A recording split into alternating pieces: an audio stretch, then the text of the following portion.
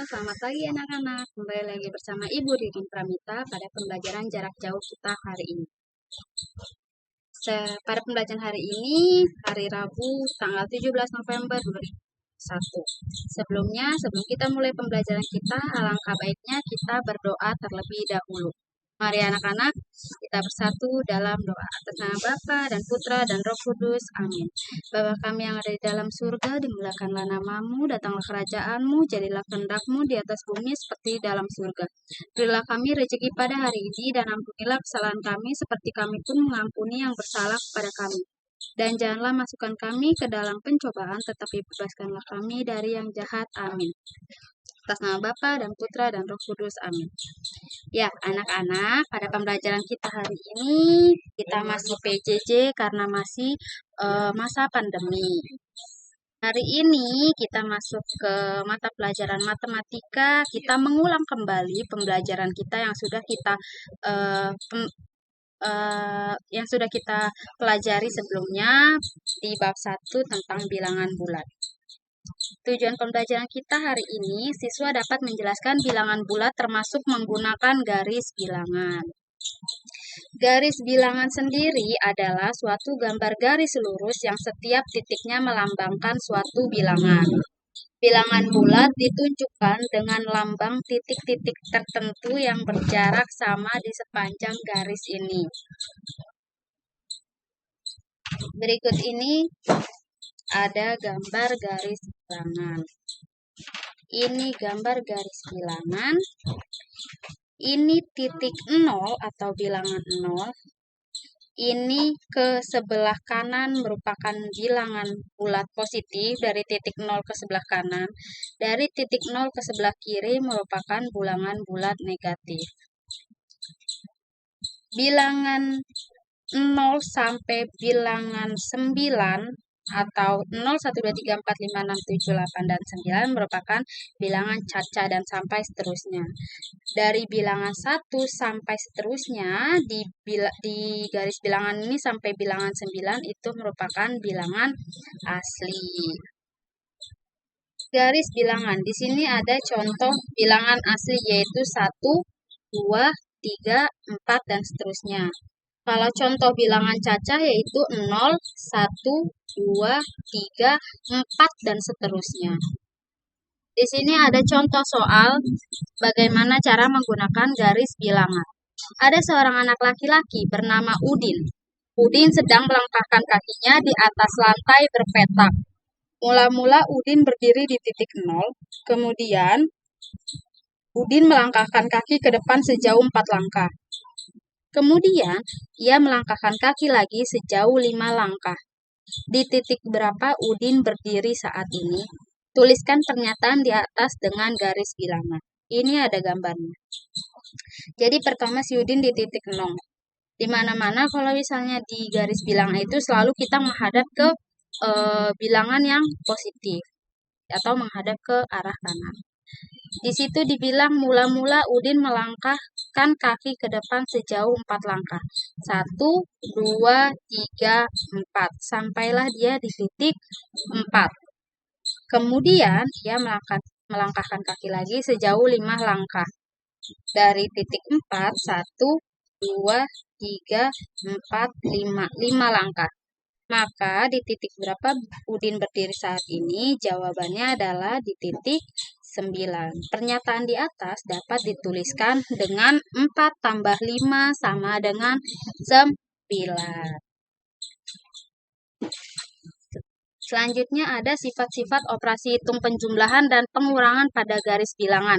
Sifat yang pertama, kalau operasi hitung penjumlahan, kita menghadapnya pada arah yang tetap. Kalau misalnya menghadap ke bilangan positif, berarti tetap ke bilangan positif. Terus kalau operasi pengurangan itu berbalik arah. Kalau tadinya kita kan menghadap ke kanan, ke arah bilangan positif. Ketika ada operasi pengurangan, berarti kita berbalik arah ke arah kiri menjadi ke arah bilangan negatif. Terus kalau tanda positif itu artinya kita maju, kalau tanda negatif itu artinya kita melangkah mundur. Di sini ada contoh soalnya. Yang pertama, 9 tambah negatif 6. Seperti yang tadi dibilang, kita pertama awal-awal menghadap ke bilangan bulat positif. Melangkah 9 langkah. 1, 2, 3, 4, 5, 6, 7, 8, 9. Kita ada di titik 9. Terus ditambah atau penjumlahan. Penjumlahan itu kita posisinya tetap sama, berarti tetap menghadap ke kanan. Kemudian ada angka negatif 6. Negatif 6 itu berarti bilangan negatif dia mundur sejauh 6 langkah. 6 langkah. 1, 2, 3, 4, 5, 6. Akhirnya dia terakhir berada di titik 3 atau hasilnya 9 tambah negatif 6 sama dengan 3. Ya, itulah contoh soalnya. Kita lanjut ke contoh soal yang kedua. Contoh soal yang kedua, negatif 8 ditambah 4. Ini gambarnya. Seperti yang tadi sifat-sifat operasi hitungnya, kalau negatif itu berarti dia mundur. Ketika dia mundur, madep ke arah kanan, dia mundur 8 langkah. 1, 2, 3, 4, 5, 6, 7, 8. Dia ada di titik negatif 8. Terus penjumlahan. Penjumlahan, karena penjumlahan itu posisinya tetap, berarti dia tetap menghadap ke arah kanan. Dia tetap. Kemudian dia itu ditambah 4. Karena 4 itu bilangan positif, maka dia melangkah maju. Langkah yang ketiga dia melangkah maju. Dari negatif 8, melangkah maju 4 langkah. 1, 2, 3, 4. Sampai akhirnya dia sampai di negatif 4. Jadi, negatif 8 ditambah 4 sama dengan negatif 4. Seperti itu. Lanjut ke contoh soal yang ketiga. Negatif 7 tambah negatif 3.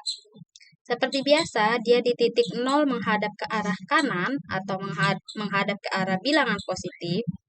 Lalu negatif. Tanda negatif itu artinya dia mundur 7 langkah. Langkah pertama dia mundur 7 langkah. 1, 2, 3, 4, 5, 6, 7. Stop. Lalu ada langkah kedua yaitu penjumlahan.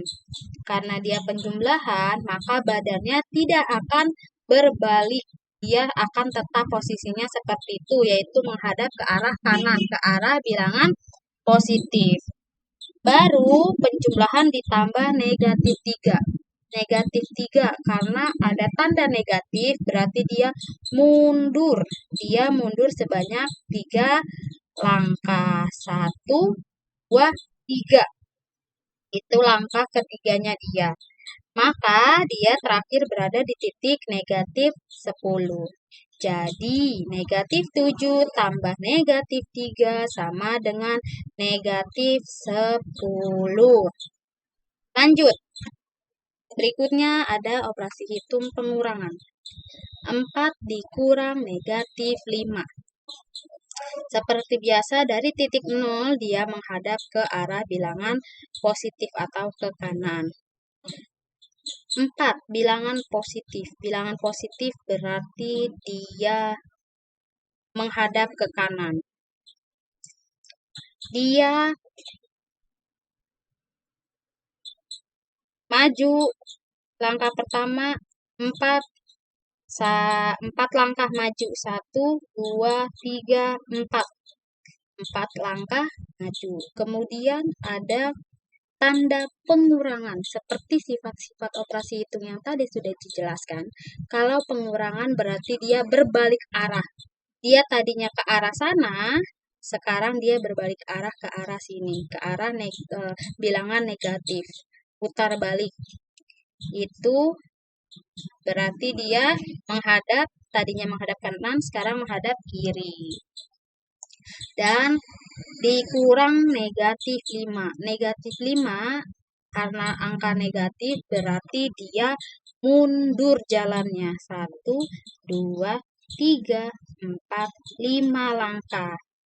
Terakhir ada di titik 9. Jadi 4 dikurang negatif 5 sama dengan 9. Seperti itu. Lanjut ke contoh soal yang kelima. Negatif 7 dikurang 3. Negatif 7 pertama-tama dia itu ke arah kanan. Seperti biasa, dia menghadap ke arah kanan, ke arah bilangan positif. Lalu dia negatif, berarti mundur. 7 langkah. 1, 2, 3, 4, 5, 6, 7 langkah. Dia ada di bilangan negatif 7. Kemudian dikurang. Kalau pengurangan, seperti yang sudah dijelaskan di sifat-sifat operasi hitung, dia itu berbalik arah. Tadinya menghadap ke arah kanan, sekarang menghadap ke arah kiri, ke arah bilangan negatif. Terus dikurang 3. 3 itu bilangan positif. Berarti kalau bilangan positif, dia itu maju. Maju 3 langkah. 1, 2, 3. Berhentinya di negatif 10. Maka negatif 7 dikurang 3 sama dengan negatif 10. Seperti itu anak-anak. Apakah kalian mengerti? Semoga kalian mengerti dengan penjelasan Ibu.